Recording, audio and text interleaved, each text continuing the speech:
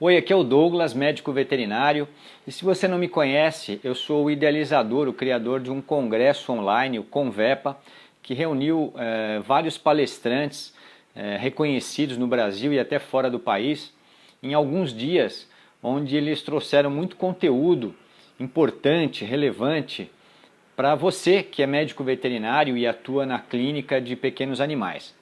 E a partir desse projeto eu assumi como um compromisso levar informações, levar conhecimento, tanto para você que é veterinário recém-formado, que está ansioso por conhecimento, como para você que já atua há mais tempo na área e tem dificuldades muitas vezes por falta de tempo de se ausentar e ter acesso a essas informações. E dando sequência a esse projeto, eu quero compartilhar com você uma palestra da doutora Mitika Kurubayashi Hajiwara. Ela é professora da Universidade de São Paulo e há muitos anos ela já estuda e tem um foco em doenças infecto-contagiosas, imunização. E a doutora Mitika falou de uma palestra cujo tema é leptospirose canina, o que há de novo. Na verdade, o tema ele não reflete exatamente tudo que ela fala nessa palestra, tudo que ela explica. Ela explica muito mais do que a leptospirose. Ela faz com que a gente repense um conceito de que será que nós estamos vacinando os nossos pacientes de forma adequada? Será que o conceito de quanto mais melhor ele se aplica para essa situação? Será que nós não estamos nos deixando influenciar pelo marketing das grandes indústrias, de que quanto maior o número depois do V, melhor? Será que nós, por questões muitas vezes de dificuldades financeiras, nós não estamos utilizando a vacinação como o nosso ganha-pão? E se o nosso vizinho tem uma vacina que protege contra um número maior de doenças, nós também temos que ter, que senão nós vamos perder o cliente? Será que nós não estamos nos deixando influenciar pelos tutores que pedem cada vez mais vacinas? Eu acho que essas questões têm que ser analisadas e revistas, né? Afinal de contas, cada paciente é diferente um do outro e tem necessidades diferentes, são expostos a situações diferentes. Então nós temos que ter uma abordagem individualizada também. É sobre isso que a doutora Mitika vai falar nessa palestra e eu gostaria que você prestasse bastante atenção e tirasse as suas próprias conclusões. Então eu vou deixar vocês com a doutora Mitika Kurubayashi Hajiwara. Um abraço e até o próximo vídeo e aproveite bastante essa palestra. E se você gostou, deixe o seu comentário aqui abaixo do vídeo. Eu gostaria de saber o que você achou dessa palestra, o que você pensa a respeito disso que a doutora Mitika está falando, tá bom? Então, um grande abraço e até a próxima. Bom, é sempre um prazer estar aqui com vocês todos e, como vocês veem, né, eu tenho 50 anos de profissão e ainda não cansei de falar das coisas que eu faço, dos assuntos que eu estudo. Inclusive a questão da imunização, acho que muitos de vocês já devem ter ouvido muitas palestras minhas. Eu tenho batalhado na questão da imunização desde a época que eu entrei na faculdade como professora em 1971. Ou seja, eu falo muito a respeito disso.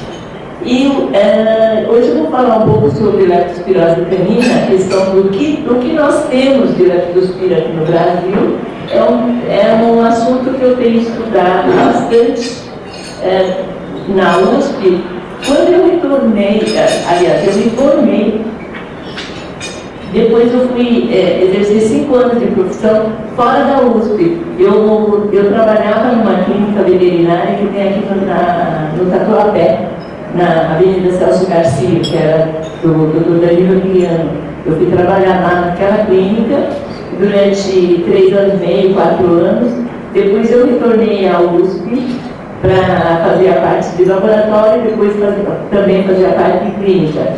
E como na USP a gente precisa fazer o mestrado, o doutorado, fazer pesquisa, etc., eu escolhi como tema de mestrado, tema de doutorado, exatamente a leptospirose canina.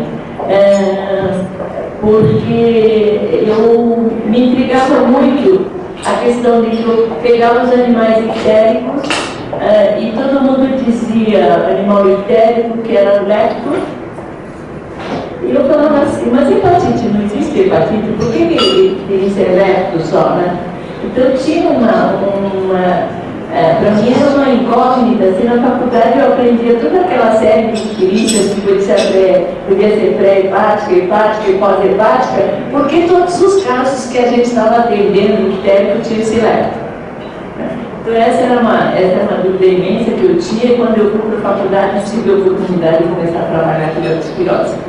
E continuo trabalhando com leptospirose porque depois de tanto tempo na USP eu devo estar mais ou menos 40 anos, ou 45 anos, eu vou terminar a orientação e o último doutorando meu está trabalhando com leptospirose canina, está procurando estudar o cão portador de leptospira em abrigos, em locais coletivos.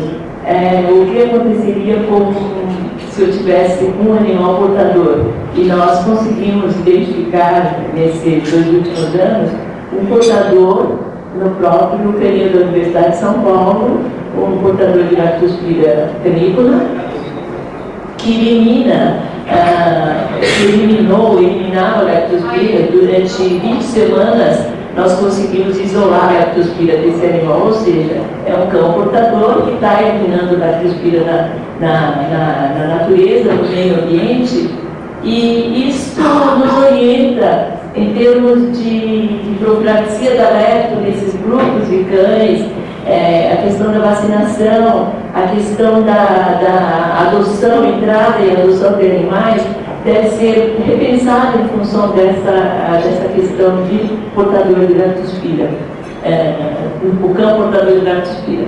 Então, eu uso o título, o que há de novo, exatamente para a gente remexer no que nós conhecemos e mostrar o que existe de pesquisa, o que existe de novo, quais os conceitos que nós temos que formular. Então, tem esse objetivo. Ok. A leptospirose canina, todo mundo sabe que ela é conhecida há mais de um século, e essa é a forma mais conhecida, que é a forma ictérica, em que eu encontro o animal com comprometimento hepático, uma icterícia bastante evidente. Todos esses casos, na verdade, eles têm icterícia e também têm comprometimento renal. E esse tipo de leptospirose é causada, foi conhecida há muito tempo, né, desde 1890 aproximadamente, é causada por leptospira enterral sorovárica ptericomagi. Isso daqui, no humano também nós temos a doença de Weill, que é exatamente essa mesma leptospira. Né? Ok, nós temos a segunda forma de leptospirose, que ela é menos conhecida, mas é mais frequente, até muito mais frequente do que a própria forma ictérica. É a forma gastroentérica, a gastroenterite urêmica. Muitos de vocês já devem ter visto esse animal, por exemplo, ele está com uma estomatite urêmica, com necrose de língua, ele acabou perdendo a língua por causa da necrose. E quando nós atendemos esse animal estava com aproximadamente 800 de ureia, e creatinina da base de 14, 15, ou seja, uma insuficiência renal aguda que ele não tinha, todo o comprometimento renal com fósforo altíssimo, cerca de 15 a 20 miligramas de fósforo, enfim, todo o comprometimento. E esse animal sobreviveu com o tratamento, ele sobreviveu, só que perdeu a língua, né? Ele conseguiu se recuperar bem. Ok, essa forma de leptospirose é geralmente causada pela leptospira enterrogastrolobate canícola.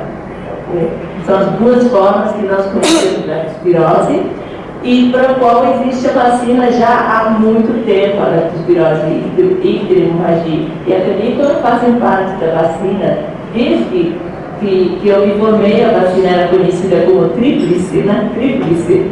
Muitos de vocês lembram ainda da famosa vacina tríplice, que era a sinomose, hepatite e lepto, né? Tríplice. Bom, a lepto canícola sempre fez parte da vacina. Ok. O que é preciso saber é o seguinte, que a leptospira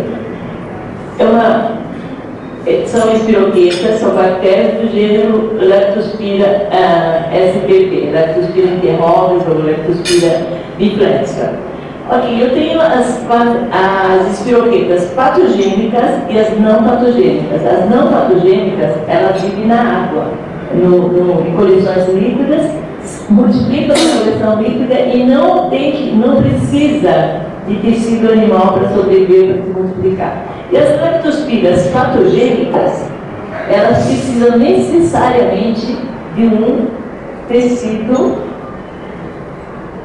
basicamente tecido renal, para sobreviver ou para manter ou postergar o seu DNA, porque é no organismo do mamífero que eles reproduzem, não é no meio ambiente.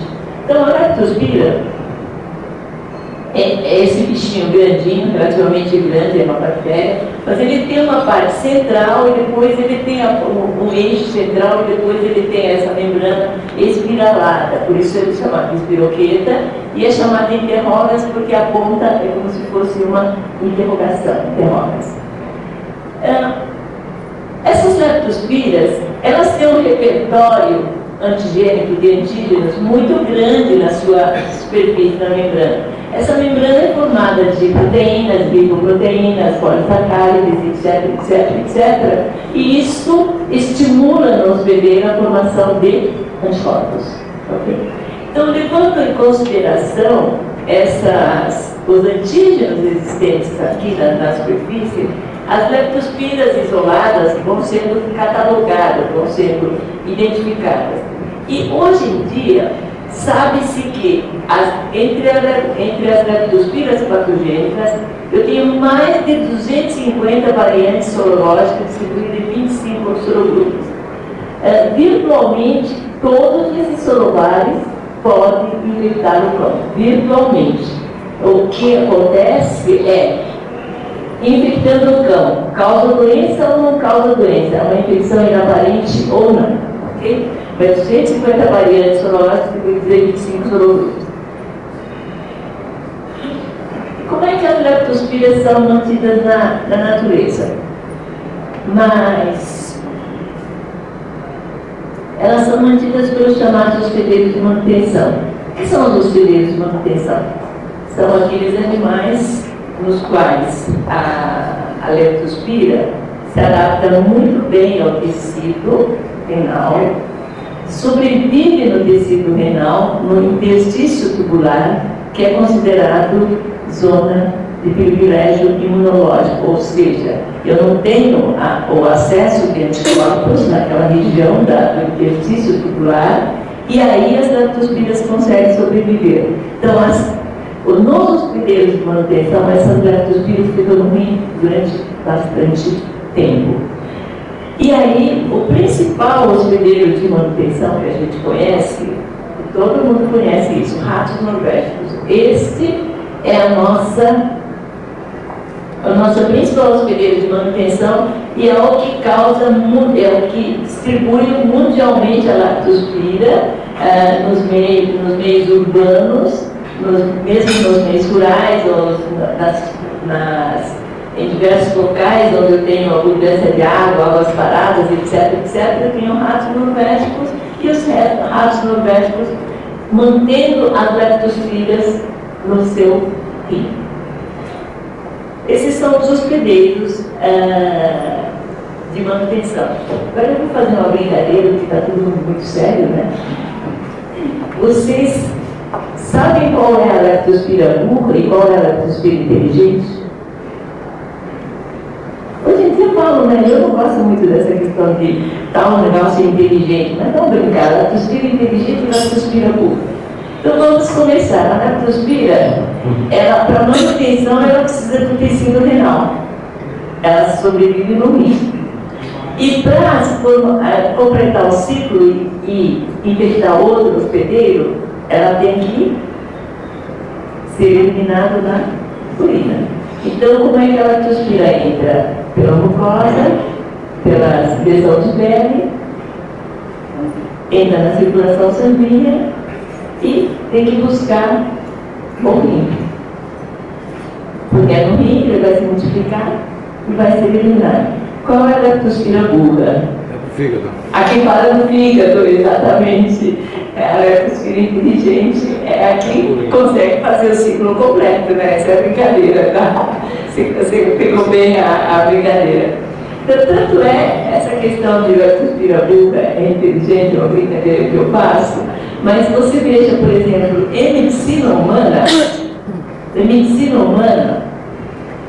quando se suspeita de leptospirose, por exemplo, em estação de chuvas, inundações, o pessoal procura o hospital de doenças infecciosas, né? E quando se suspeita de leptospirose em humanos, quando o indivíduo relata dor na panturrilha. Você sabe o que é a panturrilha, né? Por que dor na panturrilha? É porque a leptospira burra, ela circulou por engano do vaso sanguíneo, que saiu para o músculo e morreu no músculo, né? Não tem como aderir, então forma um processo inflamatório. E daí a dor que os indivíduos humanos têm.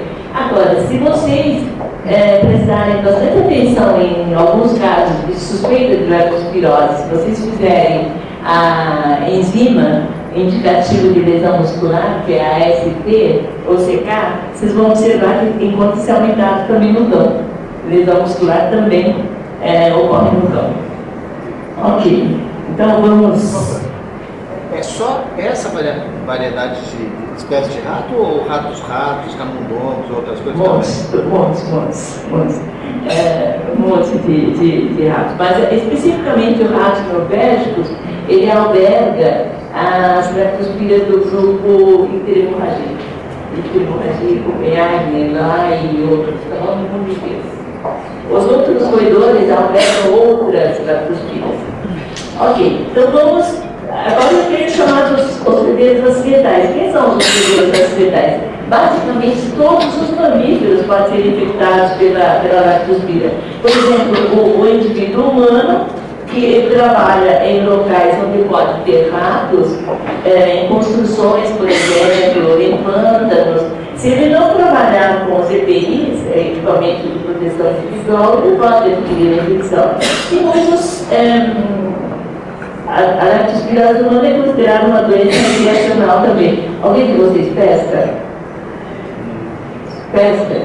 Pois é, vocês vão, entram no riacho, fica bastante, metade do dia lá, a pele fica toda encharcada e você tem a hidratação da pele, e aí você pode adquirir a leptospirose. Então, a leptospirose é chamada uma doença recreacional, por exemplo, dos pescadores. Tá?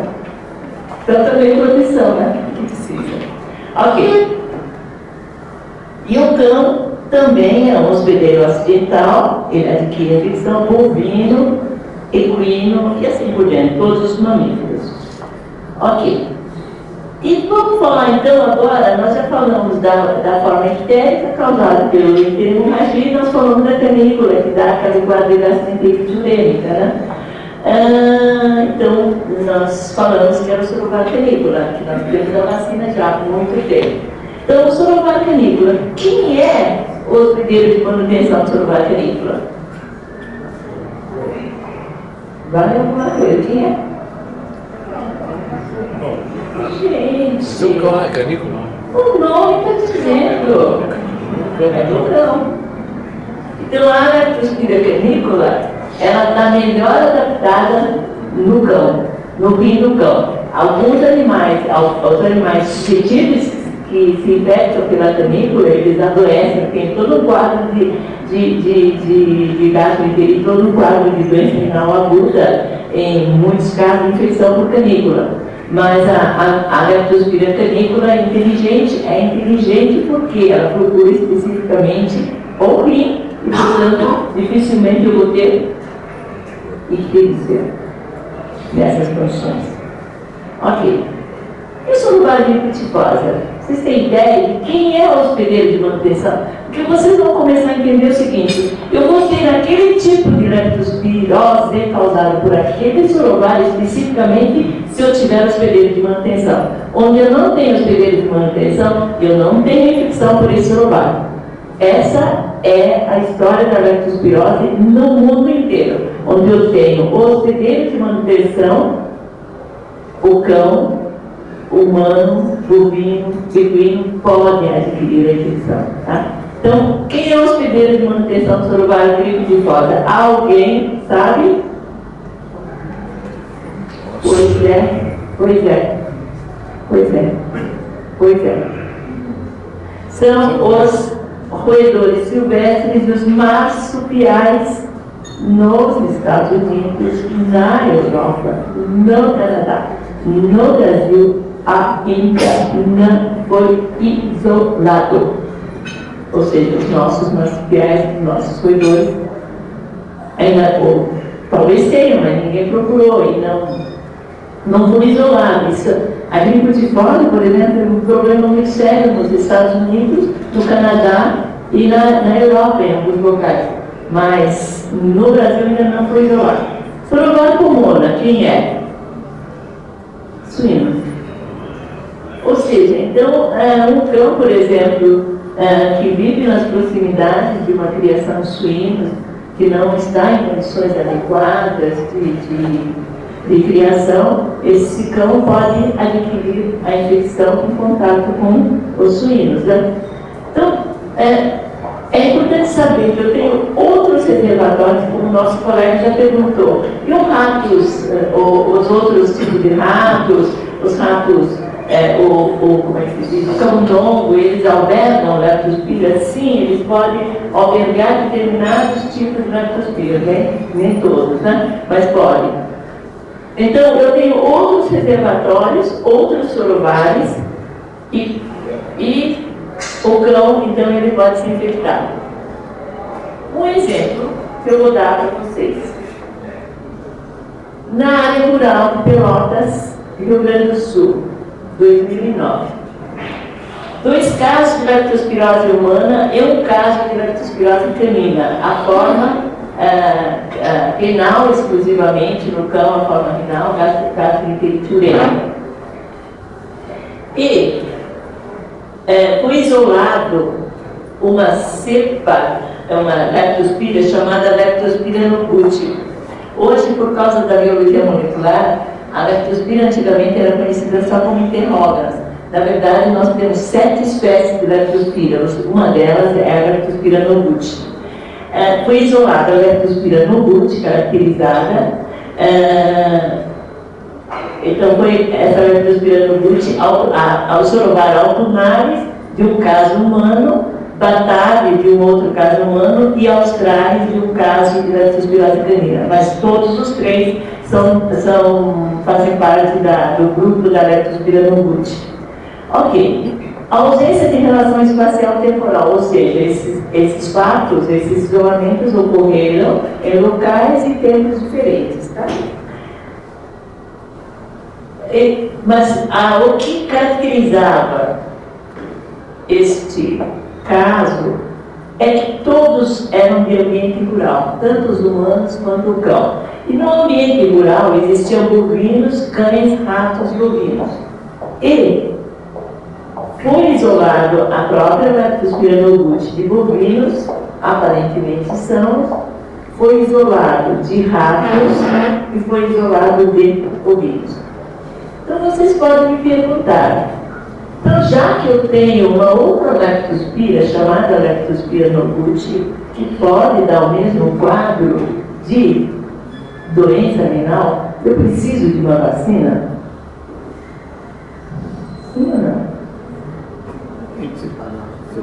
A resposta é não, porque um caso em 10 mil, um caso em 100 mil não requer vacina, não pode ser. Então, se nós quisermos vacina para todos os sorovários que podem ser isolados, nós estaríamos tendo cão Não, nós não teríamos mais cão, nós teríamos só vacinados com leptospira, ou seja, eu precisaria dar 250 vacinas por animal. Não é essa a questão. Quando, por exemplo, é na zona rural de Pelotas, Rio Grande do Sul. O que nós temos a ver com isso? Pode ser que nós tenhamos também, mas os animais expostos ao risco da infecção são os animais da zona rural naquela região. Então não dá para pensar em a gente querer ter uma vacina porque isolaram o Bute.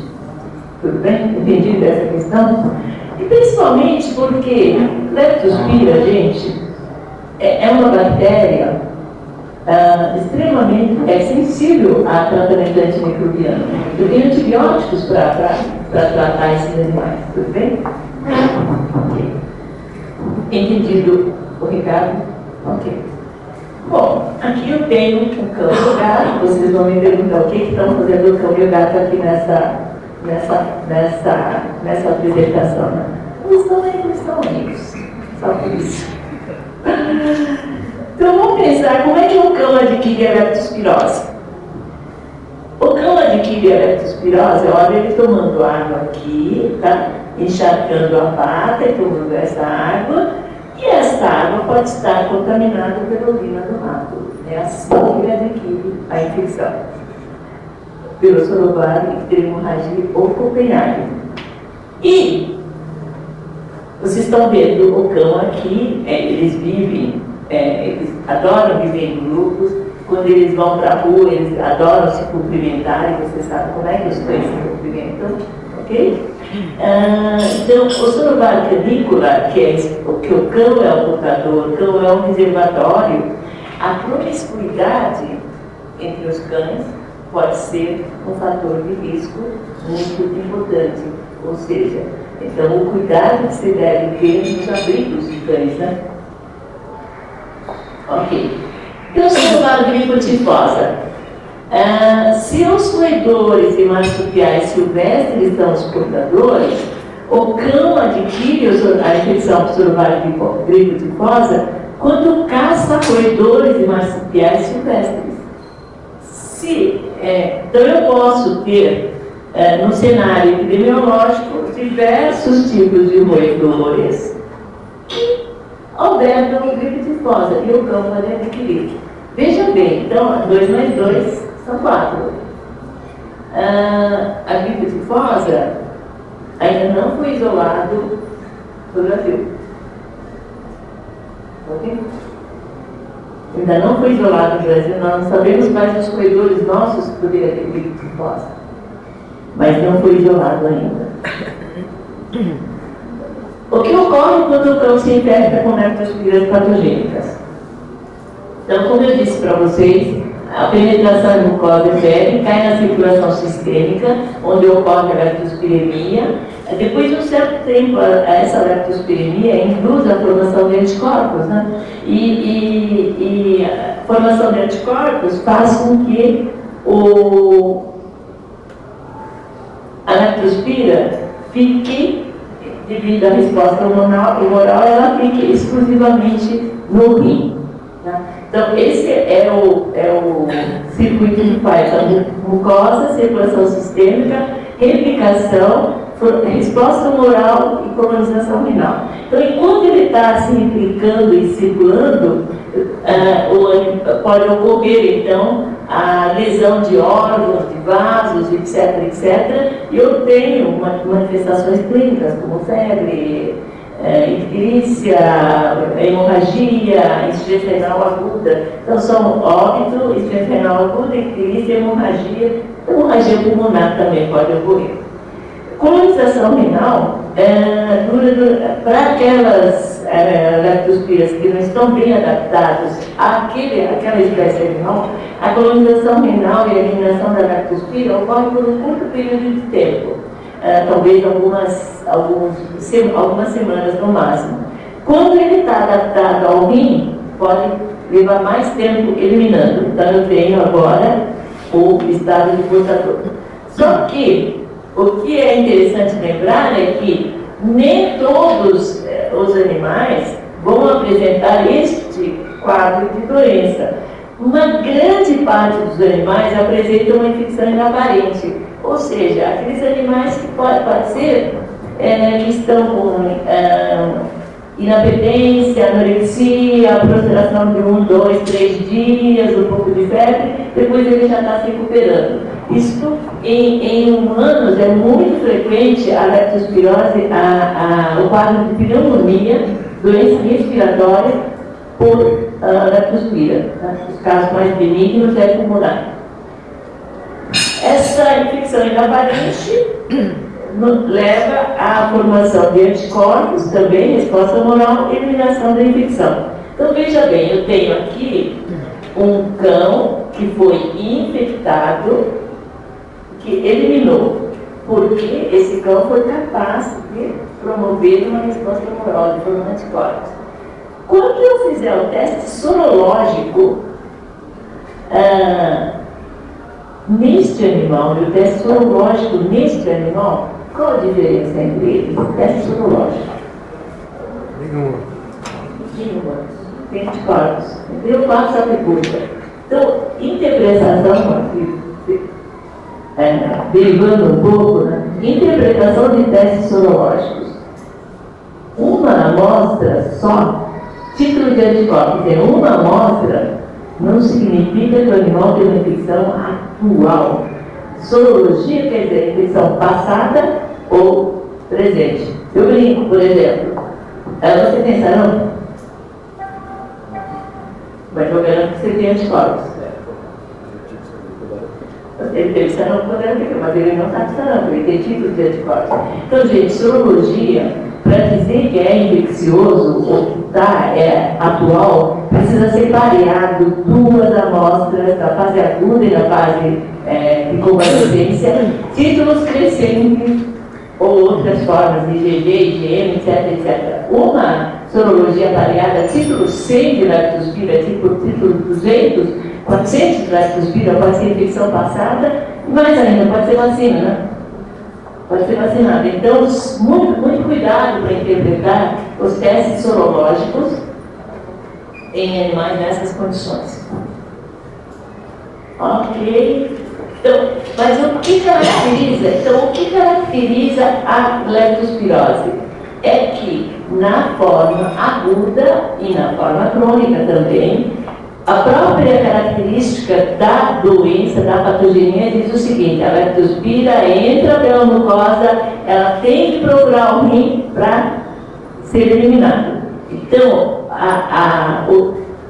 o acontecimento, a ocorrência principal é a nefrite túbulo-intersticial difusa, aguda, subaguda ou crônica. Então, a leptospirose está associada à nefrite. Ok, então lembrar que 80 a 90% dos cães com infecção aguda apresentam aumento gradativo da concentração sérica de ureia e creatinina. Ou seja, com essa informação, é muito simples agora para vocês, a gente na clínica, saber se esse animal está com leptospirose ou não. Basta fazer. Quando o animal está infectado e está com leptospirose, o título de ureia, a concentração de ureia e creatinina aumenta assim. Dia a dia você percebe a concentração aumentando, às vezes aumenta assim abruptamente. Hoje está com 60 de ureia, amanhã está com 120, depois da manhã está com 240. A creatinina hoje está com 1, amanhã vai estar com 1,5, daqui a 4 dias já está com 5. Isso é muito comum na leptospirose. Então, para nós clínicos, essa informação é muito importante, não? O que a gente tem que centrar a atenção mesmo é na dosagem bioquímica. E nem todos os cães infectados apresentam comprometimento hepático. Se nem todos os cães apresentam comprometimento hepático, nem todos os casos de leptospirose apresentam icterícia. E quer dizer que nem todos os casos de icterícia também podem ser leptospirose. Ok?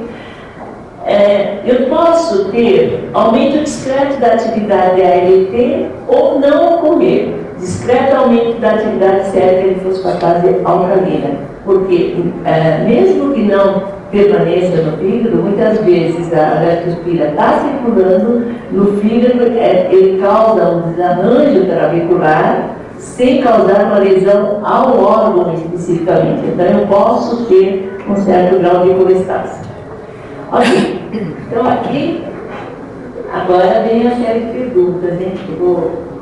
Para ver se vocês estão prestando atenção mesmo. Ok, eu tenho um Nero cão macho de 5 anos. Ele reside numa chácara em Cotia, São Paulo. Há 2 semanas havia caçado um roedor silvestre. Por dipsia, perda de peso e inapetência, mucosas sem alterações. Quando eu faço o hemograma desse animal, ele está com 44,6 de hematócrito, leucócitos 26.400, com neutrófilo segmentado 21.300, ou seja, ele tem uma neutrofilia, uma leucocitose de neutrofilia, é um processo que pode ser inflamatório, mas sempre sua esquerda, não é biogênico, tá? Processo inflamatório. Ele tem plaqueta 127 mil. E eu vou dizer com toda sinceridade para vocês, tem carrapato, mas não é guia, tá?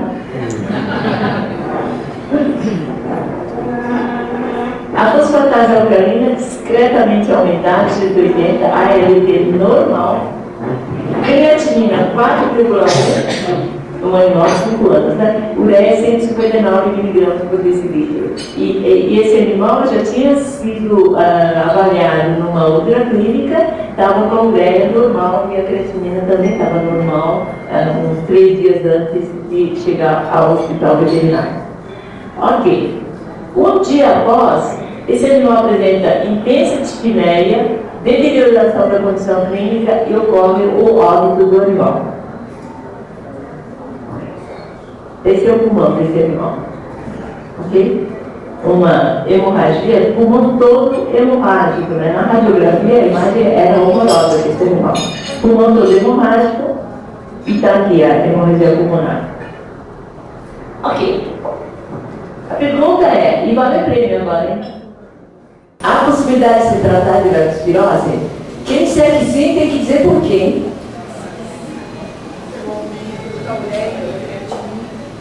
Pela condição abrupta. Ok. Então, pelo histórico, veja, tem histórico de roedor, ok? Que pode ser um portador do reservatório potencial 2 semanas antes, ou seja, evolução. A ureia creatinina aumentada, eu já dei a dica de que 3, 4 dias antes não estava aumentada, agora está aumentada, ou seja, é uma doença renal aguda, tá ok? E hemorragia pulmonar, lembra que eu disse para vocês que a leptospira fica perambulando e pode sair do vaso, pode causar lesões, e aqui no caso especificamente causou uma lesão pulmonar. Cadê o prêmio dela? Ai, ganhou um prêmio. Pode dar um prêmio para ela. Ok, então pode ser uma leptospirose. E como é que eu comprovei que era leptospirose mesmo? Ok, então essa síndrome é chamada síndrome hemorrágica pulmonar associada à leptospirose. Então parece-me que em medicina humana é muito frequente eu ter essa síndrome hemorrágica pulmonar. Em veterinária são poucos os casos, esse foi o primeiro caso que eu vi com o S4 hemorrágico, né? Ok, eu fiz a sorologia desse animal, a sorologia foi Australis C, Hydrobot C, nada a ver com os nossos conhecidos, né?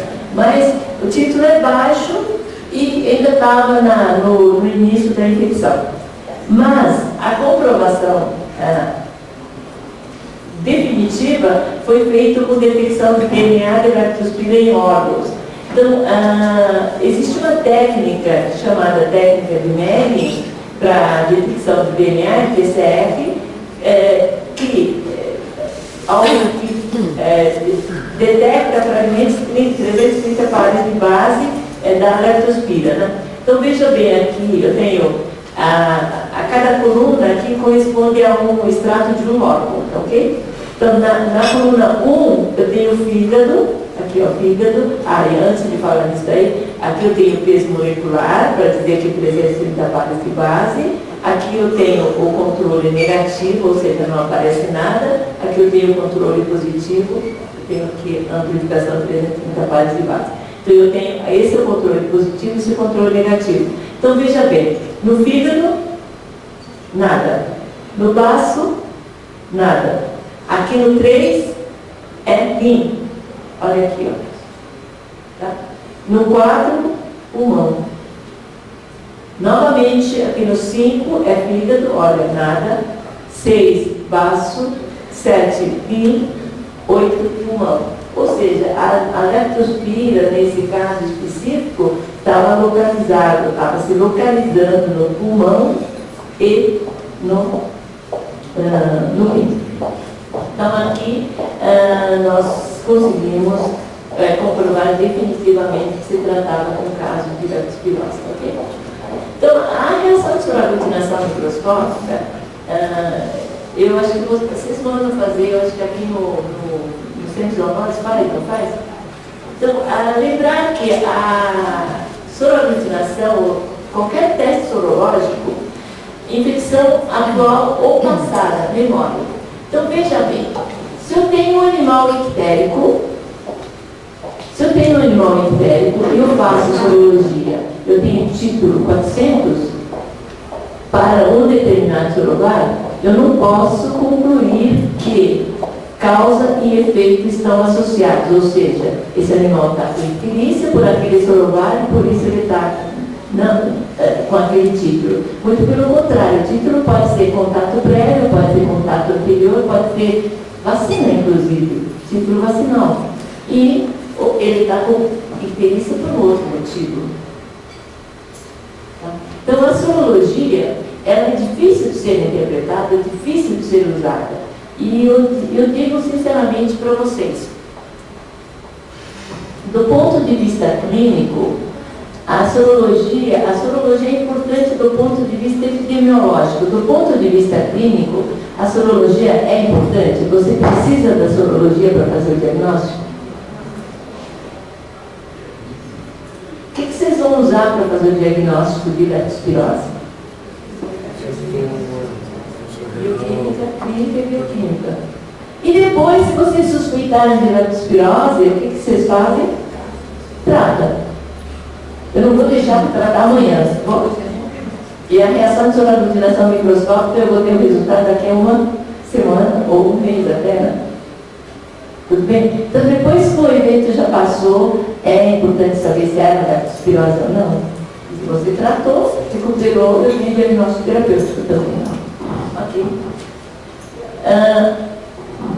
O sorovário infectante geralmente ocorre aumento do título de anticorpos em 4 diminuições em amostra de soro colhidas no intervalo de 14 dias. Então, essa máxima é verdadeira para a leptospirose. Eu tenho que ter duas sorologias, 2 títulos ascendentes ou uma soroconversão para dizer que é léptico, ok? Só lembrar que, por causa daquele repertório de antígenos que tem na superfície, eu tenho reações cruzadas entre sorovários, tá? Então, vamos ver um exemplo aqui. É de uma aluna nossa, a Ângela, ela fez uma dissertação de mestrado estudando os casos da leptospirose no hospital veterinário.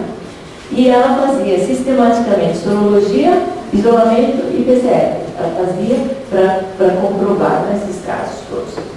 E funcionava assim, o caso entrava, o corpo veterinário e os veterinários residentes atendiam, e enquanto eles colocavam o animal no soro, que geralmente chega desidratado, elas mandavam fazer a bioquímica primeiro, para depois começar o tratamento específico.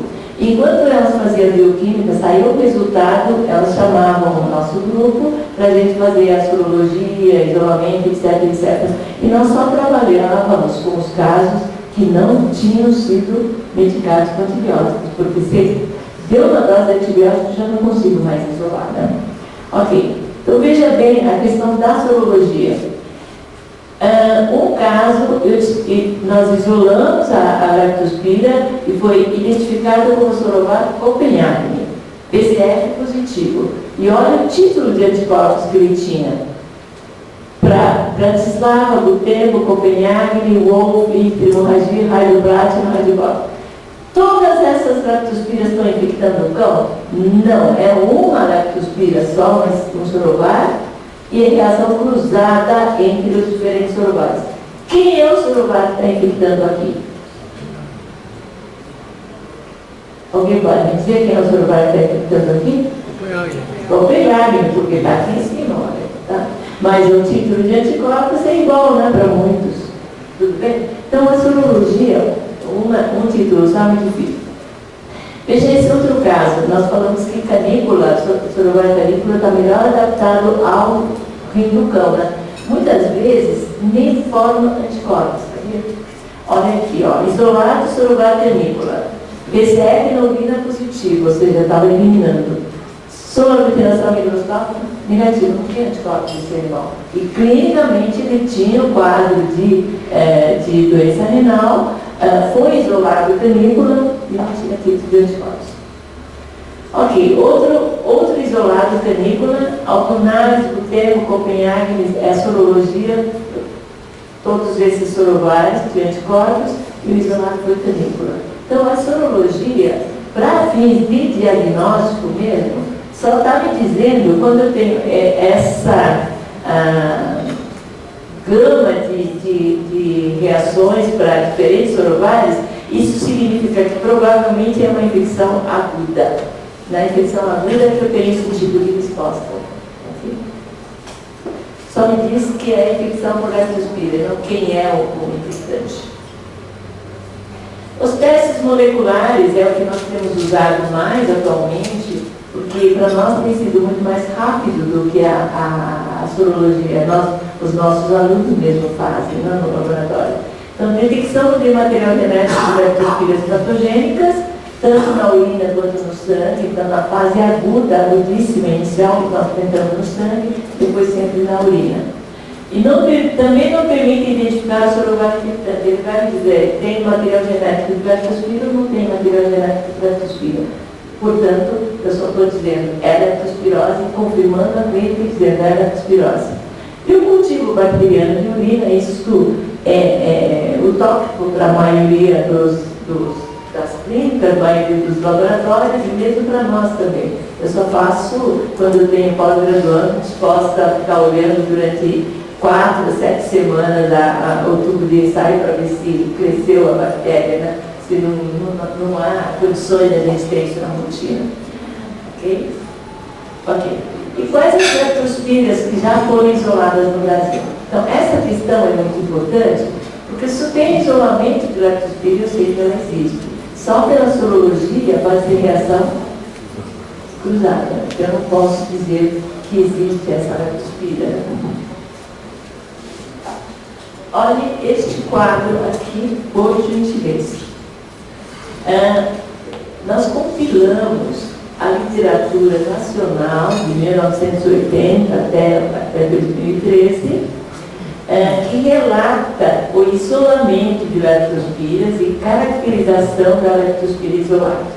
Ok, então, e a Subetial em 1980, só há 40 anos, não, 35 anos atrás, ele era biólogo, não era veterinário. Ele fez a tese de doutorado dele tentando isolar a leptospira do rim de cães que eram mortos nos centros zoonoses. Então, naquela época, os animais eram mortos nos centros zoonoses, 2 vezes por semana ele ia buscar o rim dos cães mortos, né? Ele abria todos os cães, pegava o rim e tentava fazer o cultivo. Ele trabalhou com 1.500 amostras de rins, 1.500 rins de 1.500 cães. E obteve o isolamento de 32 canículas, 32 amostras de canículas, 2 de Copenhague e 1 de Pomona. Então, só por isso daqui dá para saber qual é o sorobado mais frequente que nós temos. É o canícula. E eram os animais do centro de zoonose, animais de rua, que eram capturados, então, etc., eram sacrificados. Né? Cordeiro et al. Em 83, de Belo Horizonte, de um cão doente, isolou Copenhague. Freitas isolou uma leptospira que ele não identificou. Prodi, em Pelotas, de um animal doente, isolou canícula. Rodrigues et al. É a minha aluna, isolou 3 canículas e 1 Copenhague. Fraga et al., Salvador, Copenhague. Silva et al., em Pelotas, o cão doente, ele isolou, então, o Leptospira noguchi, sobre o grupo Australis. Oliveira, em Porto Alegre, isolou uma canícula e um íctero. Miraglia et al., Copenhague. Ou seja, por esse quadro de isolamento nós sabemos, nós podemos ter uma ideia de quais as leptospiras que nós temos e quais os sorovares contra os quais nós devemos proteger os cães. Dá para saber bem que é a leptospira do sorogrupo. Copenhague e íctero pertencem ao mesmo sorogrupo íctero hemorragica, canícula ao sorogrupo canícula. E, na sequência, quais os principais sorovares detectados na reação de soroaglutinação microscópica nos casos suspeitos da leptospirose? Então, tem alguns trabalhos que foram feitos em diversos locais e a sorologia. Então, por exemplo, Freire et al., no Rio de Janeiro, íctero em 68% anticorpos contra íctero, em 68,7% dos cães, Copenhague em 21,6%, canícula em 11,4%. Rodrigues et al., que é minha aluna, Copenhague 50, íctero 45, Radiobox 40, Altonas 25. A soma não dá sempre ultrapassa porque muitos animais tinham anticorpos contra isto, contra isso, contra isso. Okay. Quirino et al., 2003, pirógenas, íctero, Copenhague, Batavia e Bratislava. Oliveira et al., canícula, íctero, Copenhague. Santinha et al., Copenhague, íctero, Wolf, canícula e Castellones. Ou seja, aqui também mostra a predominância de canícula e leptospira do sorogrupo íctero-hemorragica. Tá? E qual é o significado da prevalência dos diferentes sorovares encontrados na população felina em geral? Costuma-se dizer muito, fulano de tal publicou um trabalho, estudou 200 cães de tal região, encontrou tantos cães com leptospirose. Não, encontrou tantos cães com tipos de anticorpos. Tá? Ok. Então, analisando novamente, região sul e sudeste do Brasil, tem Gomes et al., Brasilândia, maior frequência de Copenhague, Quirino et al., Londrina, pirógenes, íctero, Copenhague, isso é animais não doentes, tá? Silva et al., Batuba, pirógenes, Altonares, canícula, Blasius et al., Itapema, Santa Catarina, pirógenes, canícula, íctero, Copenhague, e aqui apareceu o gripo, aqui também apareceu o gripo, né? Brandespin, canícula, íctero, canícula, Butembo, íctero, Modolo, canícula, pirógenes, aldonares, Magalhães, canícula. Então, novamente, entre os animais não doentes, também a prevalência é maior para o sorovar canícula. Dá para se entender, né, que o cão é o hospedeiro de manutenção. E quando eu olho a região norte, nordeste e centro-oeste do Brasil, vocês vão começar a notar, parece que mudou um pouco o cenário. Veja bem, Batista, Pato de Paraíba, Altonares, Pomona e Epigripo 10, Patoque 10. Mas olha, Altonares, Pomona. Aguiar et al., em Montenegro, Roraima, Altonares, pirógenes, canícula. Lemos, Altonares, Andamana, Rádio. Lavinsky, Copenhague, Altonares, Bratislava. Este autor aqui encontrou um perfil mais ou menos parecido com o do Sul, né? Dá para entender, é da Bahia, onde eu tenho os alagados, onde eu tenho inundações, onde tem chuva, onde eu tenho as condições sanitárias péssimas, onde eu tenho muito rato, né? Ok, Azevedo, Patos, Altonares, Gripo, Castellones. Jorge et al., Pantanal do Mato Grosso, pirógenes, Altonares, canícula. O que quer dizer tudo isso daqui? Pode significar que eu tenho vários sorovares dispersos na natureza, o cão está tendo contato e está se infectando, porém ele não está adoecendo, ele está eliminando, dando só com anticorpos. Essa é uma hipótese. A segunda hipótese mais plausível é de que por causa da reatividade cruzada por causa dos antígenos, um desses deve ser o sorovar responsável. Os outros pode ser simplesmente reação cruzada. Então, a sorologia não serve para dizer que é o soro mais infectante. Hoje em dia, isso está mais do que claro. A sorologia não serve para identificar o soro mais infectante.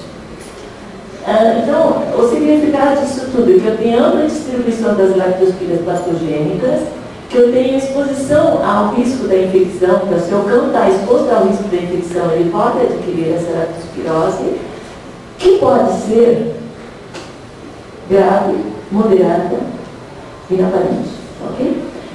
Então, que as infecções inaparentes também podem ser muito frequentes. E outra pergunta para vocês me responderem. Quem sabe me responder corretamente essa pergunta? Você não vale. Eu sei que você sabe a resposta. Quem responderia? Gato também pega a leptospirose? Pega.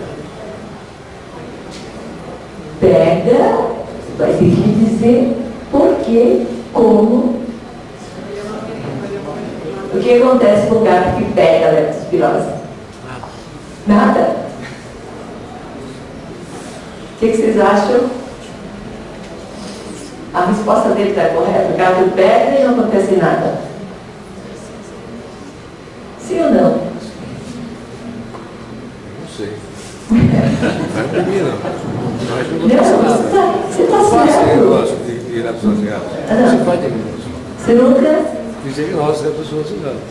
No clínico eu nunca fiz. Sim, senhor. Não tem.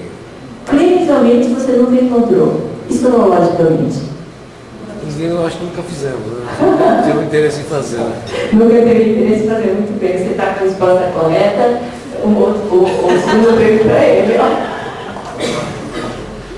Porque o gato come o rato, né? Então Deus fez o gato imune à leptospirose, porque é disso, né? Bela resposta, não. É mais ou menos isso. O gato, ele é resistente. Isso não quer dizer que o gato não se infecta. A leptospira, o gato pode adquirir a leptospira passa pelo rim, incólume e é eliminado na urina por um certo período de tempo. Então, a memória dessa passagem é a presença de anticorpos. Então, se eu fizer sorologia de gatos, eu consigo encontrar alguns gatos que têm títulos de anticorpos. Mas, veja bem, alguém aqui estava me dizendo assim, eu assisti uma palestra, alguém falou a palestra, alguma coisa a respeito de gato, glomerulonefrite, porque as vacinas são produzidas em células de rim, em forma de anticorpos, então dá glomerulonefrite. Eu vou dizer um trabalho que nós estamos fazendo, que está sendo feito no mundo inteiro. Gato tem muita doença renal crônica, não tem? Muita doença renal crônica, né? E você sabe que FIV, por exemplo, no gato, ele é um fator determinante de doença renal crônica, de evolução mais rápida da doença renal crônica. Então, gatos com FIV costumam ter doença renal crônica já com 5 anos, 8 anos, etc, etc. Muito bem, o tipo de trabalho que está sendo feito atualmente é gato com doença renal crônica. Será que esses gatos com doença renal crônica, eles podem estar infectados por leptospiras e serem assintomáticos? Pode? Sim. Nós estamos fazendo PCR na urina de gatos com doença renal crônica. E aí, então, já existem trabalhos mostrando que o gato, eventualmente infectado, ele pode apresentar PCR positivo na urina durante certo tempo, ou seja, isso significa, PCR positivo significa que a leptospira está no rim do gato. Tá? Então essa é quando você me falou da vacina, eu me lembrei de falar isso para vocês. Esse é um tipo de trabalho que está sendo feito no mundo inteiro, ou seja, o papel de uma infecção por leptospira na evolução ou no comprometimento da doença renal crônica. pode ser portador crônico também? Portador são também? Eu não entendi. Ele pode ser um portador são da doença? Não. Não. Não, ele não se torna portador são. Não chega tanto, né? Não. E já que você respondeu, né, agora você pode me completar, né? E qual o perigo que esse gato representa para humanos e cães? Quem conhece gato vai responder certo. Acho nenhum. Nenhum, porque ele urina na caixa. O gato é limpo para burro. Não é que nem o cachorro que vai lá no poste. Diferente. Tá? Então, o gato não representa, se ele tiver coberto, ele não representa risco exatamente por causa do hábito. E a leptospira, ela não sobrevive em meio seco. Se o cachorro urinar, que a urina secada, a leptospira já está morta. Já era uma vez. Não teve uma época que era de um ano lá nos alagados? Alagado é uma coisa, é umidade. Não, barro, na umidade sim, mas não no local certo. Se ressecar o barro. Parecia um gato secado que urina, né? Eu já tive que, sabe, que urina assim na casa, às vezes. E manuseia a areia do gato. Veja bem, o que acontece é o seguinte, você pode manusear a areia, mas quando o gato eliminou já na areia, já ressecou. A leptospira já está ressecada. No meio ambiente também. Alguém me perguntou, e se o gato urinar na cortina? Secou. Morreu. Então já ganhou o prêmio seu? Ó o prêmio, ó. Pessoal, eu faço sempre essa brincadeira e eles nunca lembram de trazer um presente decente para vocês, tá? Já tenho puxando a orelha, tá? Se o André estivesse aqui, vocês iam levar o puxando a orelha, tá?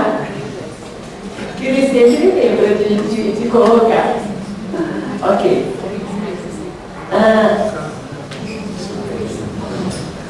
Vamos falar um pouco de profilaxia de leptos, ok? Então, no mundo inteiro, eu tenho as leptos, canícula e hemorragia. Mas, dependendo do local, dependendo dos roedores, dependendo dos hospedeiros, eu tenho outros sorovários causando doenças no cão, sempre isolados. Por exemplo, na Europa, Bratislava, Sorovar Bratislava é problema, na Europa, ok? Nos Estados Unidos, depois que a maioria dos animais passaram a receber vacina de canícula e hemorragia, e depois que a população humana começou a se deslocar para a zona rural, para o ambiente rural, os cães começaram a ter problema de gripe tifosa. Por que gripe tifosa? Porque tem os roedores de manutenção na zona rural, na área silvestre e assim por diante, zona de mata, etc. Então, nos Estados Unidos, eles começaram a ter problemas sérios de gripe tifosa, corona, e, portanto, eles fizeram vacina. E nós também pegamos a vacina sem nem ao menos saber se temos a gripe tifosa, se nós precisamos ou não. Isso é uma questão que eu sempre levantei, eu sempre disse. Nós não provamos que existe. Por que nós estamos usando uma vacina para algo que nós não provamos que existe? Eu não penso nada mais, nada menos do que no próprio cão que está recebendo a vacina.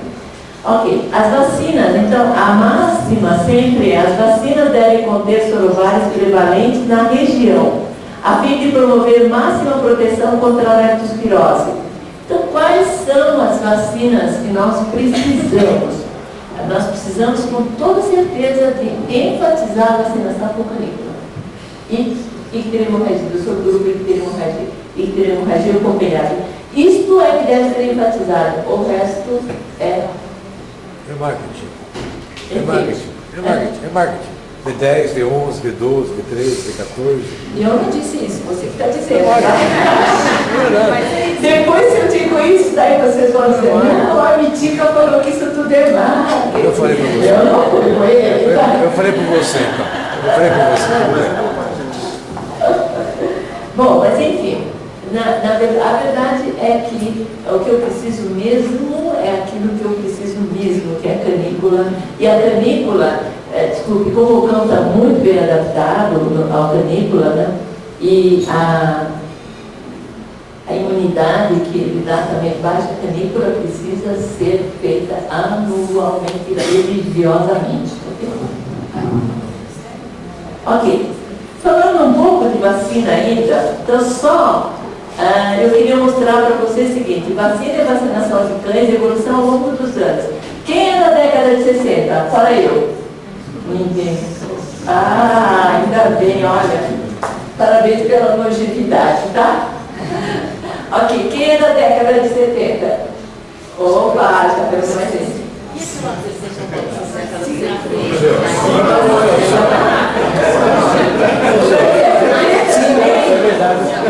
Quem é de 80? 50. Ah!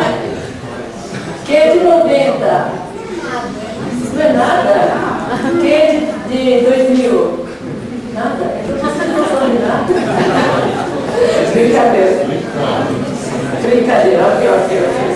Ok, então em 1960 nós tínhamos a vacina tríplice. Em 1970 foi incluída para a influenza. Em 1980, 90 nós tivemos parvo e corona, estamos aqui com parvo e corona.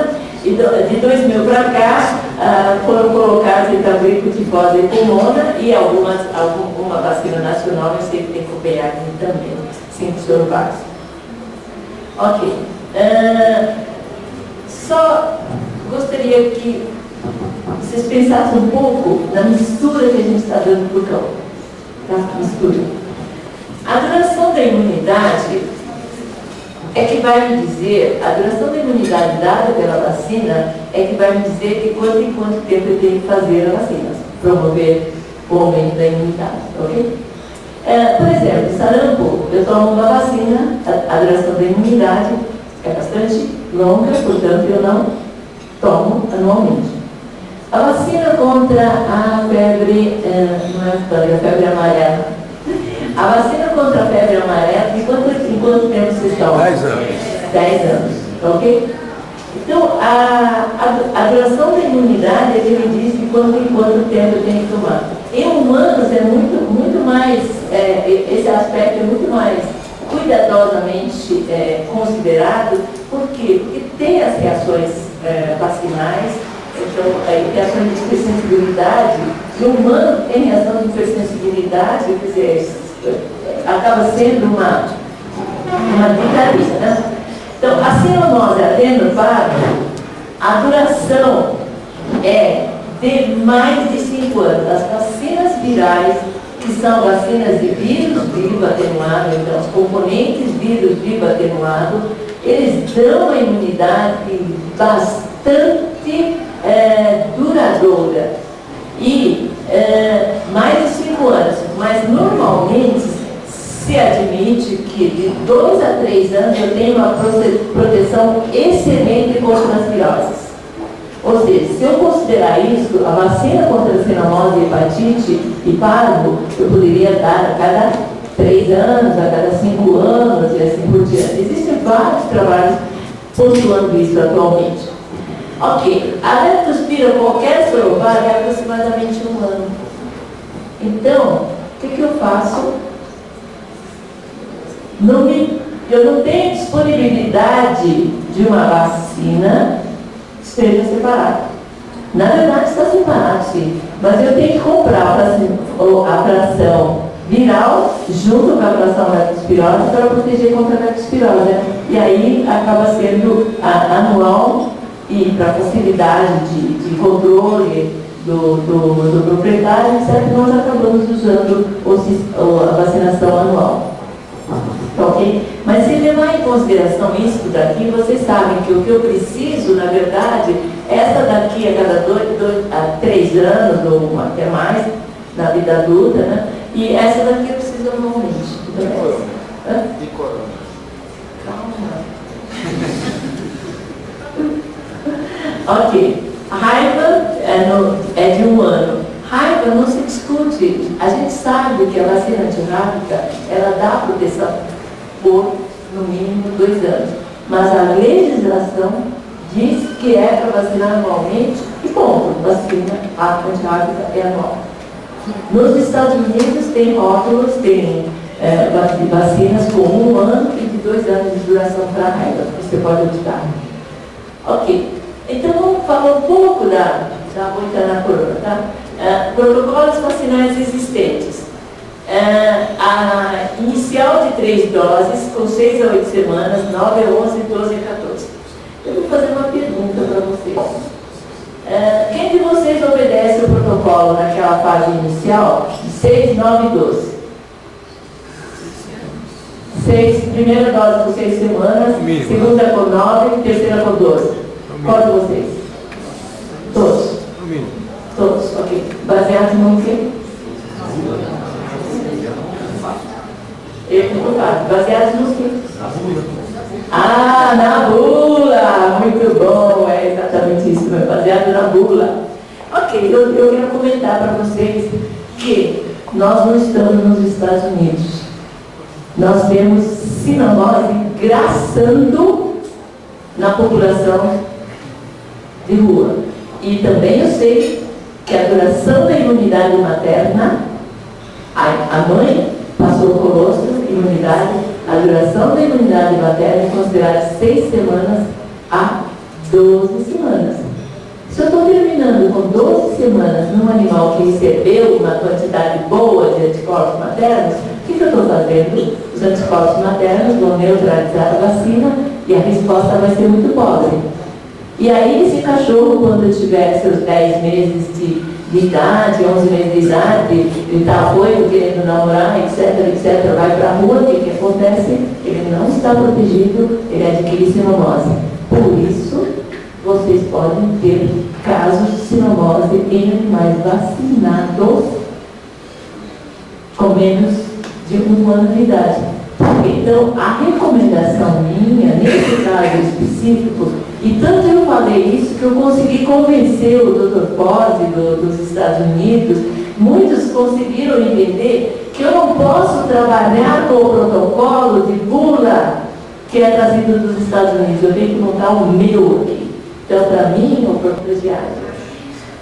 E a história dela era mais triste ainda, porque com 4 meses aproximadamente, 4 meses, ela foi encontrada numa casa em que os proprietários mudaram.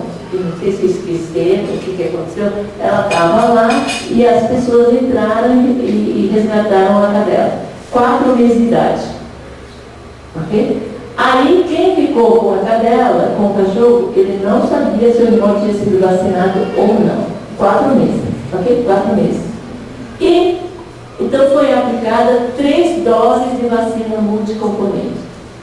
A primeira pergunta é, 4 meses de idade, eu preciso dar 3 doses de vacina? Não, é a sua aposta. A resposta é não. A resposta é não, então aqui já está aí, começa por aí, né?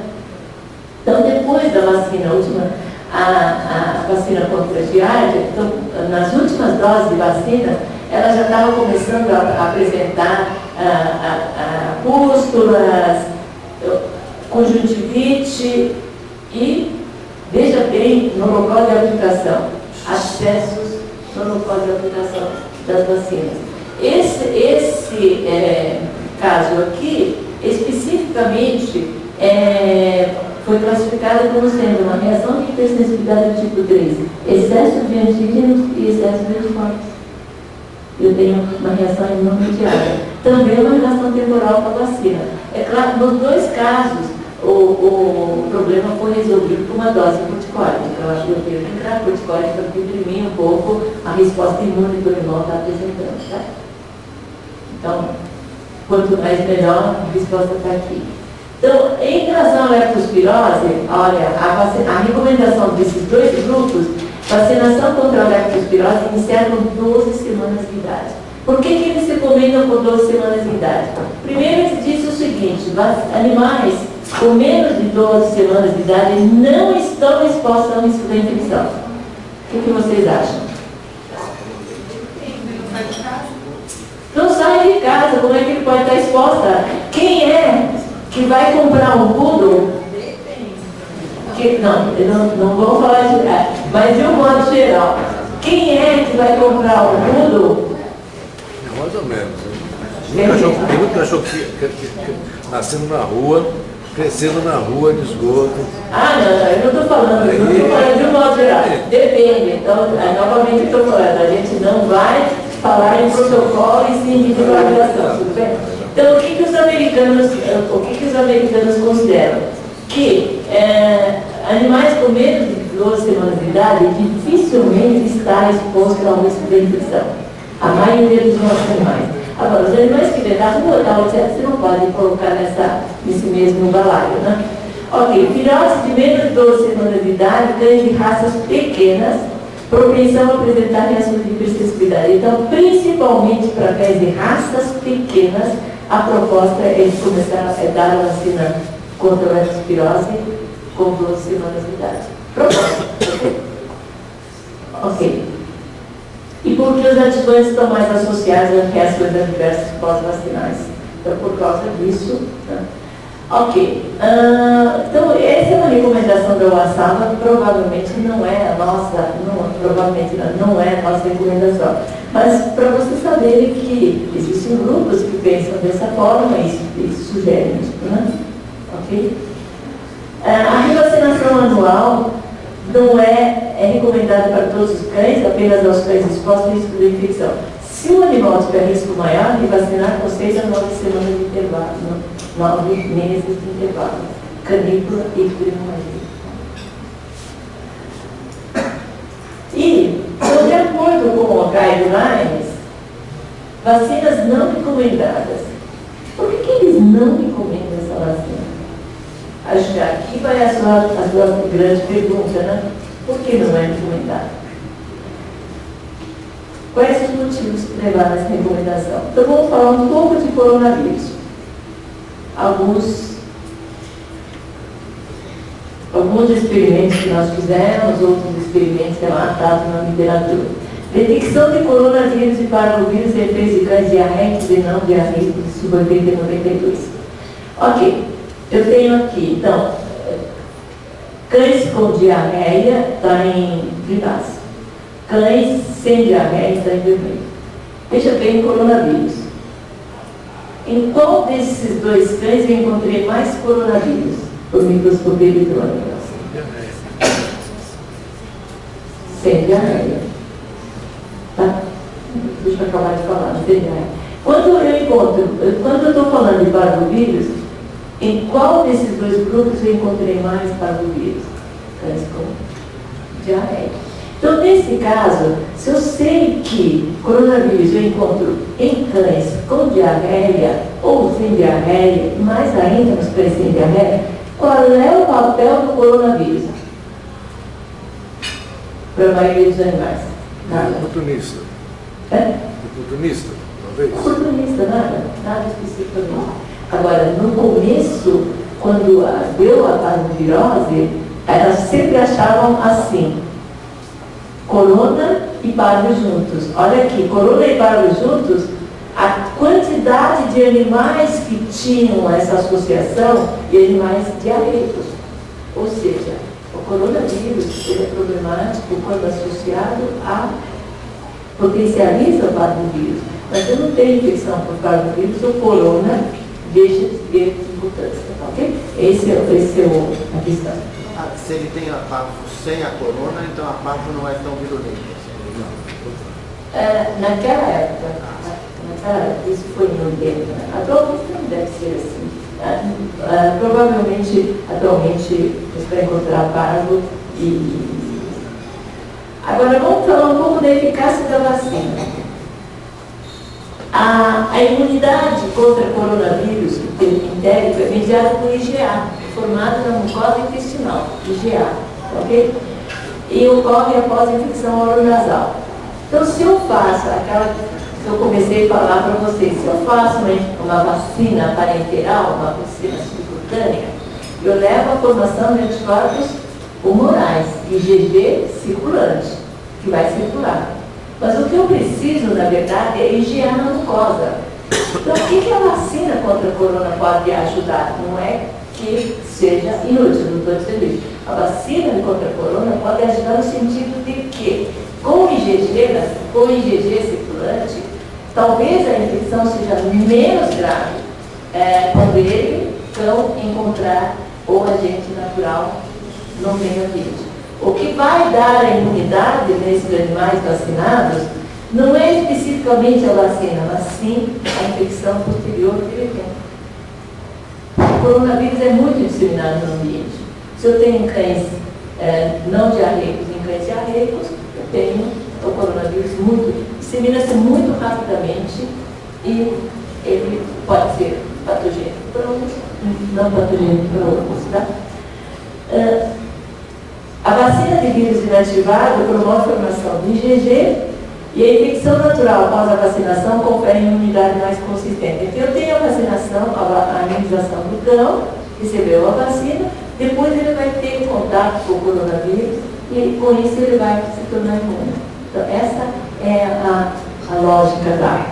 E fora isso, existem vários subtipos de cepas de coronavírus, alta capacidade de mutação. Então, mesmo nos animais vacinados, eu posso ter coronavírus infectando um animal que é diferente daquele coronavírus vacinal, que é diferente daquele coronavírus que ele já teve. O coronavírus é muito mutante. Se vacina contra a coronavirose realmente funcionasse, suínos têm um problema.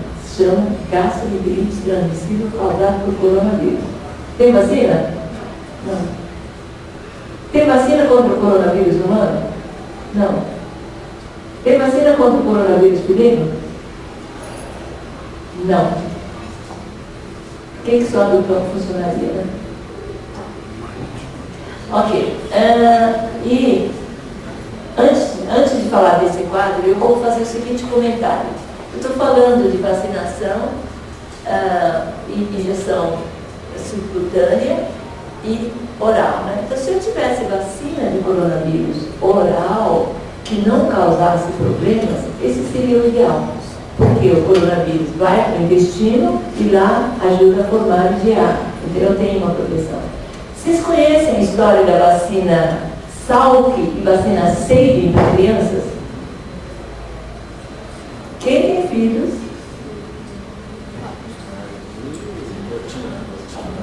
Então, a história da vacina Sabin e Salk é a seguinte. A Salk é vacina de vírus morto subcutâneo. É parenteral, a Salk. Ok? A Sabin é oral. Por que essa duas? Por que no Brasil se usa Sabin? E nos Estados Unidos, no Japão, na Europa se usa Salk.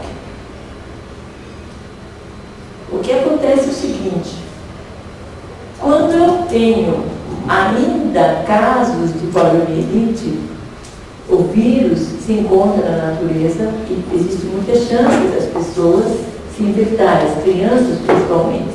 Então, a tal da gotinha que salva, você dá Sabin oral para proteger, e essa sede oral tem que ser dada várias vezes para proteger aquela criança. Adulto não toma mais vacina, mas criança até 5 anos, 7 anos, tem que tomar sistematicamente a vacina, né? E com isso, então, o Brasil está conseguindo controlar a poliomielite infantil. Já não existe caso de poliomielite infantil no Brasil, porque todas as pessoas estão sendo imunizadas. Ok? Então não existe mais. Mas ainda o vírus pode existir no ambiente em alguns determinados casos. Né? Agora, nos Estados Unidos, por que eles podem usar a Salk, que dá menos proteção? Porque eles não têm o vírus, não tem caso de poliomielite. Então a vacina de Salk, IgG, dá uma imunidade básica apenas para proteger. Vocês já ouviram falar de um americano que veio para o Brasil e pegou poliomielite? Vacina Salk. Por quê? A imunidade dele é baixa e ele vai ver para um lugar, a imunidade sistêmica, né? Ver para um lugar que tem o agente, ele se infecta normalmente. Então, eu vi recentemente que o Brasil já pensa em utilizar o Salk e não o Seguir, não a gotinha. Mas, por enquanto, ainda se considera muito arriscado passar a usar a Salk. Então, coronavírus é a mesma coisa. Se eu tivesse vacina oral, funcionaria muito melhor. Eu estou acostumada com palestras, que eu pensei que era nome mostrando catástrofe.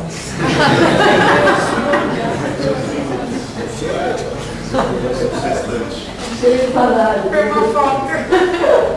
Depois de investigação também estão servindo, vocês também estão hoje. Como é que fala? Ok, esse é um dos últimos slides. Eu queria que vocês vissem esse trabalho aqui, de Schultz, 2008, publicado em Journal Small Animal Practice. Schultz é um dos maiores virologistas que eu conheço dos Estados Unidos. Ele sempre trabalhou com infecções virais, ele sempre trabalhou com pneumose, ele tem trabalhos maravilhosos a respeito de viroses, doenças infecciosas de cães. Então, o que eles fizeram? Eliminação viral nas fezes de cães com gastroenterite hemorrágica. Então, pegaram as fezes de 936 cães com gastroenterite hemorrágica e 200 cães sadios, tá ok? E fizeram, então, a pesquisa por PCR de coronavírus, parvovírus e paramyxovírus. Coronavírus, paramyxovírus é o vírus da sinomose, ok? Então, coronavírus, veja bem, e aqui a porcentagem das amostras positivas, a porcentagem dos cães em que foram encontradas material genético de coronavírus, ou seja, tinha coronavírus. Gastroenterite hemorrágica, 11,6%. Olha só, cães sadios, 17,5%. Tá? É mais ou menos aquilo que nós temos feito aqui no Brasil. Ou seja, coronavírus, quando o animal está com diarreia, vários que têm coronavírus, eles não estão com diarreia. Então, se for usar a vacina contra o coronavírus, eu acho que é necessário para animais, naquela prima imunização, talvez sim, mas animais adultos não precisam mais. Seria o racional. Ok, para o vírus, olha bem agora, gastroenterite hemorrágica 16% e cães sadios 0,5%. Cães sadios têm parvovírus? Não. Quando o cão tem parvovírus é porque está com diarreia.